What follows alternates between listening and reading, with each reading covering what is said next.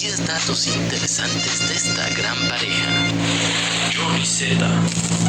Bulma es el segundo personaje de mayor duración en toda la serie, después de Goku. Ella estuvo desde el primer capítulo de Dragon Ball hasta el final de Dragon Ball Super. Vegeta es el hijo del rey Vegeta, lo cual lo convierte en el príncipe de los Saiyajin. Bulma conoció a Goku por accidente. Ella lo atropelló cuando él se dirigía a su casa.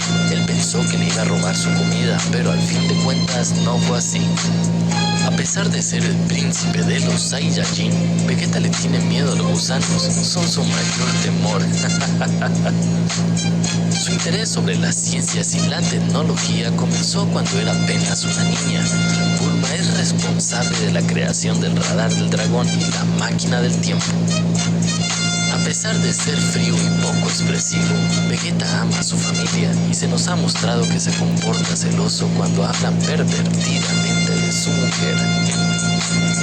Bulma es el personaje que más cambios de look ha tenido en toda la historia de Dragon Ball.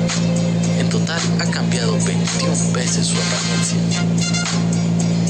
Vegeta se sacrificó para salvar a la Tierra y lo que más le duele es que su sacrificio haya sido en vano.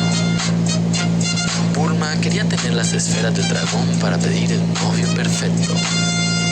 Si quieres más datos interesantes sobre personajes de Dragon